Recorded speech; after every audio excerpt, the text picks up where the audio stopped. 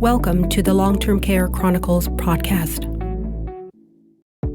In this episode, we're going to be speaking with palliative care nurse practitioner Michael Limerick, who's from the District of Kenora Homes for the Aged, and as well Dr. Arya, who is a palliative care physician, as well as one of the doctors, part of the Doctors for Justice in Long-Term Care. So let's have a listen. So I just wanted to thank this afternoon Dr. Arya and Michael Limerick for coming on to the Long-Term Care Chronicles to talk about palliative care and end of life.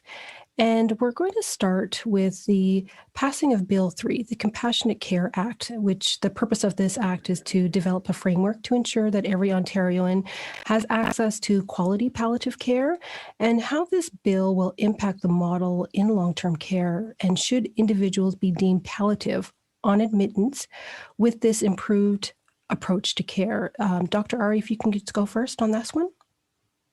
Yeah, so absolutely, it's a positive development to see a framework that's been passed, and it was passed with unanimous, support in the Ontario Legislature.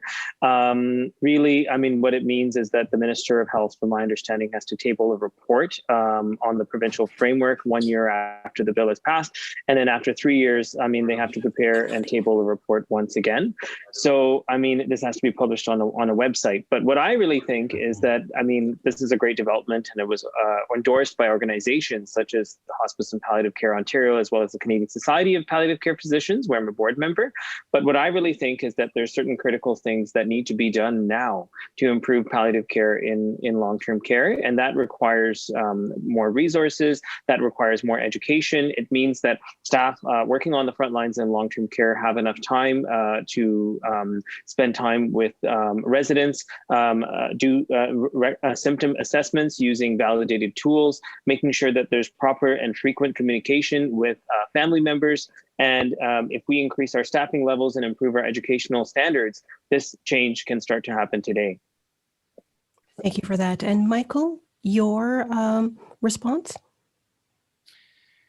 So just like Dr. Arya said, the most important thing is access. So the bill is a good start. And I sort of feel, switching from my previous experience of working in a tertiary care emergency department for 15 years to coming to work in long-term care for the past 4 years, and thinking about all of the great palliative care that I was going to learn, and not thinking that I was going to have to be an advocate for, and to try to be involved in trying to change the system, which the bill gives me hope. And it's something that I think is sort of ridiculous to talk about why in this aspect of healthcare that we are trying to fix right now, when we've been dying since the beginning of time.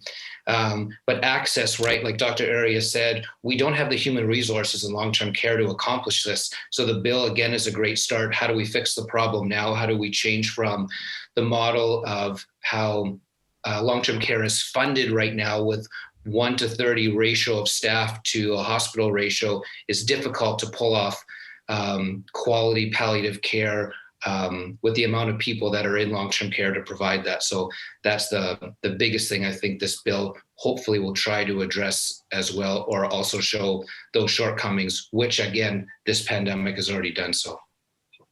Thank you so much. And the second part of that question, Lara, is should individuals be deemed palliative on admittance? And would this, allow for the improvement to the approach of care? Dr. Arya? Yeah, so of course, I mean, we shouldn't be deeming any individual as palliative. I mean, we shouldn't be using the word palliative as an adjective to describe human beings or a prognosis or diagnosis. In fact, palliative care is an approach to care which can be provided at any point during someone's disease trajectory. It can be provided for people with curable or incurable illnesses, and it's not time dependent, it's not prognosis dependent, but it's needs dependent. So yes, I mean, I do think with the vast majority of residents those who live in long-term care facilities, when we know in Ontario, even before the pandemic, the median prognosis or the median life expectancy was 18 months, definitely would benefit from a palliative care approach to be initiated upon admission to long-term care, and in fact, even before admission to long-term care as well. I mean, what this really means is it means timely intervention when it comes to management of symptoms and suffering, regular and frequent conversations with substitute decision makers who are often family members, and also psychosocial, emotional, and spiritual support for residents and their loved ones, along with advanced care planning and goals of care. And it's of course very clear that the pandemic, where we've had over 3,500 people, now close to 4,000 who have died in Ontario's long-term care facilities from COVID-19, has revealed not just a crisis of death, but rather a crisis of suffering.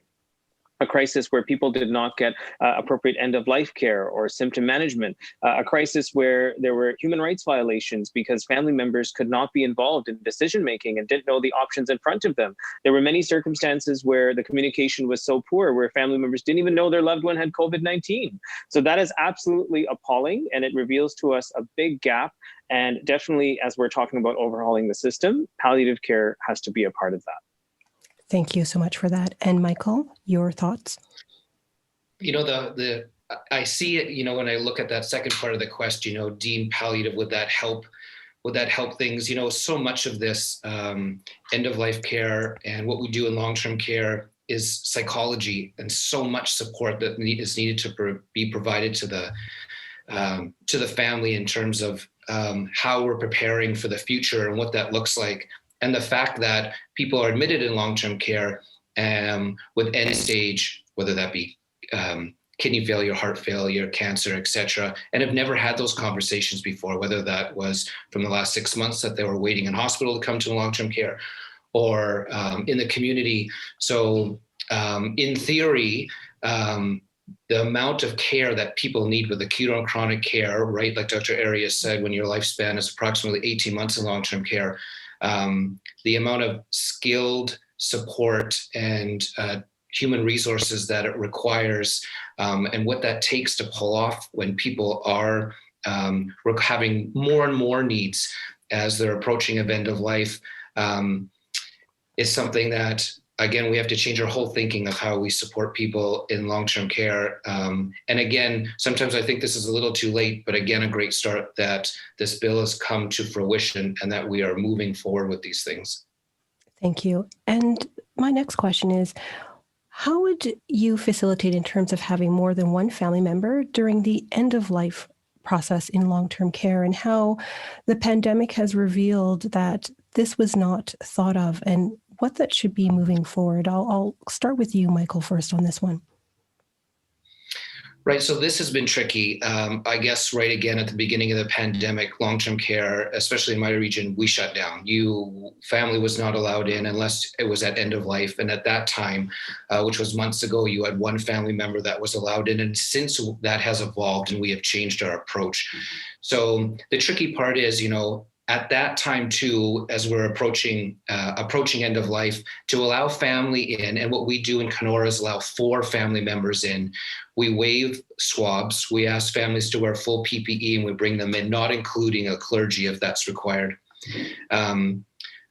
But doing that at end of life. So in the beginning, you know, when family members or when residents or patients were unconscious, and then we're let family in, that's a little too late. So as people are starting to change, or as their PPS score is falling, or as their frailty scale is increasing, and at that point where we are very close to end of life, we start allowing those extra families to come in earlier to be with and support with their family members, which I think definitely makes a bigger difference, as they can be with someone and support them, perhaps when they're still vocal, when they're still conscious, as things are changing. When they're left out of the loop, or I should say that better, when they're brought in, when residents are really at end of life, it's so difficult. They struggle with, you know, did we do the right thing? Should they have gone to hospital? Would something have changed if we added more medications? Why weren't aware of things? But it's an encompassing process of having family supported at the same time as someone is changing at end of life, and bringing them in earlier is better. Thank you. And Dr. Arya, your thoughts on this? Yeah, so I absolutely agree with what Michael is saying. As someone who's working on the front lines in long-term care facilities, it's been my experience ever since I started working in long-term care, and in fact, all areas of the healthcare system, whether it's home care or the hospital sector, that family members are essential partners in care, and there's not just visitors. Any policy, whether it's hospital or long-term care, that shuts out family members doesn't result in people losing visitors, but it results in people losing care. I mean, day in and day out, I see these unpaid family caregivers, often women, who are sort of helping people to take their medications, advocating for their loved ones, medical options, and sort of advocating for better care to be provided, assisting with translation, being part of goals of care discussions, helping with bathing and feeding. I mean, the list just goes on. And really, this has been harmful policy for many people who are seniors, people who suffer from language barriers, hearing or vision impairments, or other disabilities through our healthcare system, including in long-term care. I absolutely agree also with what Michael is saying, that the policies which only allow people in at end of life are definitely flawed. Firstly, as he's outlined, because at end of life people are often unconscious and cannot communicate, so it's hard to say your goodbyes. But also because end of life is unpredictable. People can die suddenly, and that definitely happens. I mean, monitoring to see how quickly someone is declining requires enough trained staff to be present on site. And in many long-term care homes, there's a staffing crisis where that just can't happen. And especially when we're talking about a disease like COVID-19, I have worked on the front lines of long-term care homes with large-scale COVID-19 outbreaks, and people can die actually in hours. So this is really a flawed strategy from the start, and we need to make sure that we have enough staff to safely allow family caregivers in, not just at end of life, to make sure that they can provide proper care. We need to listen to them and make sure their voice is included in leadership and government tables. And also, I mean, right now, I think we need to make sure that we have legislation to make sure that long-term care home operators cannot just at the drop of a hat just exclude them from coming in. Thank you. And further to that part, in terms of the legislation, do you feel as if long-term care facilities should be legislated to provide formalized palliative care and hospice care programs, and to train all healthcare workers to address the needs of the residents and the caregivers? Dr. Arya? Yeah, I mean, I absolutely agree that should be legislated and enforced. It's very important that the palliative care approach is considered early on for a resident living in long-term care. And it's very clear that we have a big gap in how that care is delivered across our long-term care homes. There's some long-term care homes which are doing it very well. And there's many homes where the nurses and the physicians, nurse practitioners like Michael, PSWs are all on the same team and are very well trained in the palliative care approach. But really, what we're looking at here is that your care and how you suffer or don't suffer and how communication with families happens can't depend on that chance encounter with that physician or nurse practitioner or nurse or other health professional who knows what they're doing. This really has to be part of the standard of care. And one thing I always ask myself is that, well, we wouldn't really allow it in any other area of the healthcare system. Whether, for example, we wouldn't allow someone who couldn't deliver babies to work on labor and delivery. And that's just sort of an expectation. And even some of the nurses who work there are just so phenomenal and can deliver babies on their own. But for some reason in long-term care, that's not something that is enforced currently.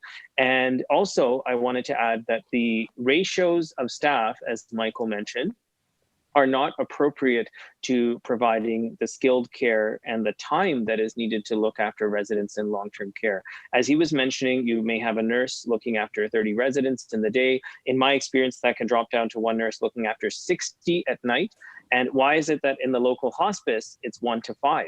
Why is it that in the hospital, for example, I work on the palliative care unit in my local hospital, and it's one nurse who's looking after 6 or 7 residents at most? So that definitely shows that we have a staffing crisis. We need to hire more staff, and we need to enforce these educational standards to make sure everyone has the specialized training. And Michael, what would you have to say in regards to that? Well, so before I knew Dr. Arya was a part of this conversation, I was quoting Dr. Arya in my answer for this question, which is including that long-term care requires skilled medical and social care across many professional disciplines. And yes, absolutely, just everything that he just mentioned is so important, and it's so profound. And just one more thing about Dr. Arya, we are so lucky that we have such a compassionate, articulate, smart physician that is advocating when we really don't need or think that we would have to have someone in this position right now advocating for residents in long-term care at end of life and with this pandemic. But it's so important. We so need it. So thank you for that. On every time you're on CBC or whatever it is, or how we get in a hold of you, what you say resonates. And I can't believe we haven't made changes already because of the discussions that we've had with you. So thank you for that. My biggest role in long-term care when I came in here and I talked to other palliative care nurse practitioners working in long-term care said, you know what, just look at the palliative care piece. Just look at that first and change that. And I was floored. I didn't understand what that meant and why I would have to look at the palliative care model and how we were approaching that to long-term care. But when I started here, every single person had a different comment or a different answer on what end of life meant, what palliative care meant, what symptom management meant when we started palliative care, when we talked to the family, and every single physician I worked with had a different strategy for end of life management. So the education piece, the fact that it could be legislated and formalized in everything that we do in all aspects of all of us that work in this environment only provides better care for people. And that's so important. So I feel lucky and fortunate that we've been able to standardize things, improve care, start protocols, and develop that skill set within long-term care. But this should already be done.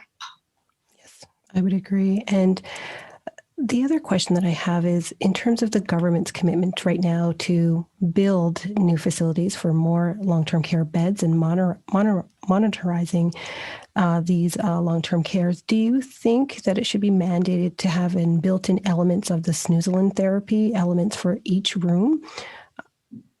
Michael?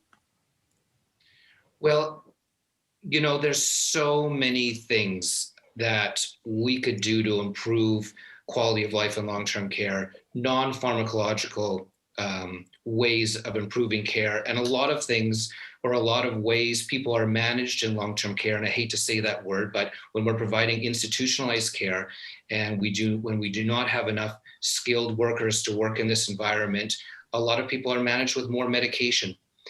So whether that's snoozelen, whether that's butterfly, whether that's daycare in long-term care, pet therapy, whatever it is that can improve someone's situation and help them, especially with end-stage dementia, and reducing agitation and aggression and anxiety, and helping them with the day-to-day with the limited life that they have, I think it's paramount. So I'm a big fan of snoozelen, but I'm a big fan of being creative in terms of any non-pharmacological approach that'll work in long-term care. Thank you. And Dr. Arya, your thoughts?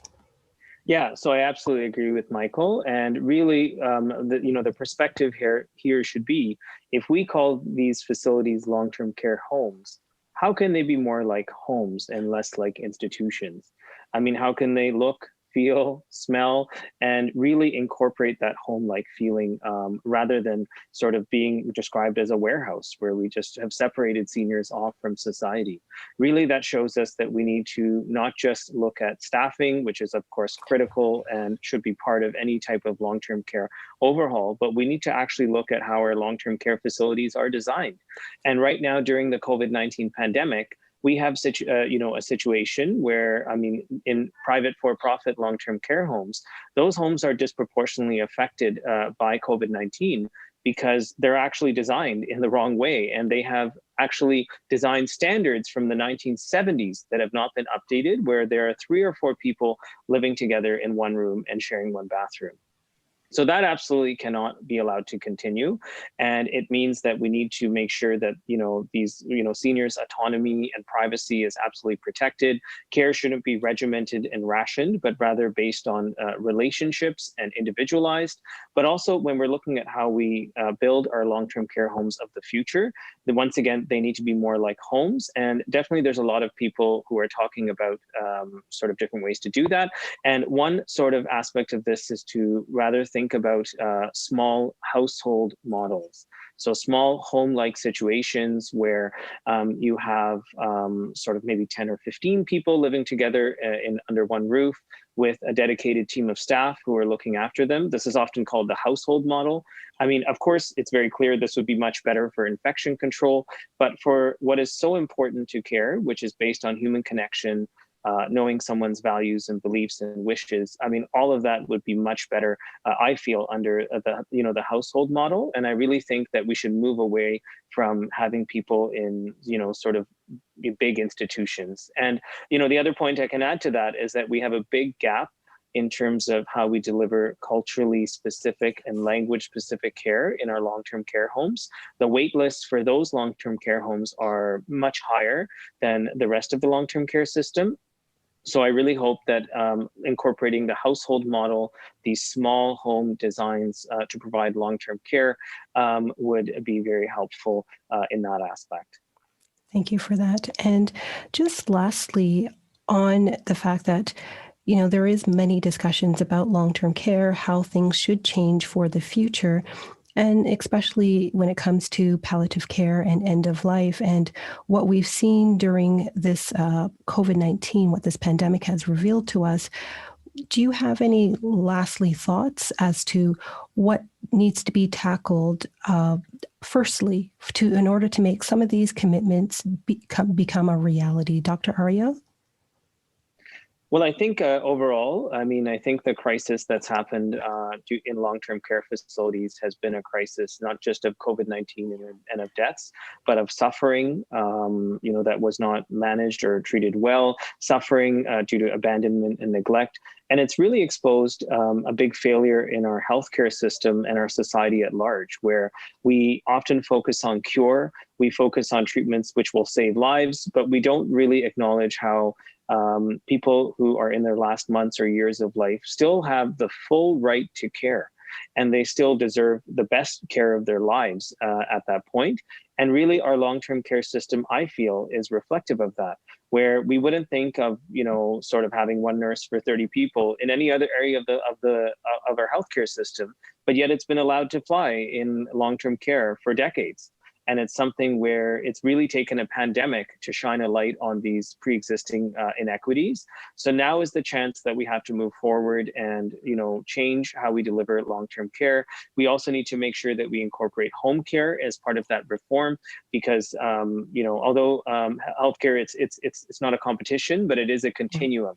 So, we have to give equal attention to other areas such as home care. And we have to really realize that, of course, these are phases of life that one day we will all go through. The people that died in long-term care homes were not just numbers, but they were actually real human beings who were people's parents and grandparents. And the only way out of this tragedy is to make sure we overhaul the entire system to make sure we're actually giving people the life they deserve. Thank you so much for that. And Michael, your thoughts, please? Well said. How am I supposed to follow up on that? But so this is the most interesting part of what I've learned is, we don't think we're going to die. I don't understand when I'm in front of politicians, when I'm in front of directors, when I'm in front of anyone that I can possibly try to, again, advocate for what is happening in this current state. I almost say it's almost like shaming. We need to change this for ourselves. Never mind the people that are going through it right now, which we are not doing well, but we're all going to go through the system. We need to change it now. It's so important. I don't know why how we've devalued people that are going through these changes and are approaching end of life. And that is a system that we have to fundraise for, and that we have to find volunteers for, and that we have to struggle to provide this care. It's just, it's disappointing. it's a mystery to me. And it's something that, again, if I can look at anything of glass half full that this pandemic has done, it's hopefully we can improve these situations, and it's brought all of this to light. So I'm excited for the future. I'm excited for this change, and I'm excited to be a part of it. Thank you so much. And I do want to thank you both for coming on today to the Long-Term Care Chronicles. And I really do appreciate your time. Thank you. Thank you. Thank you.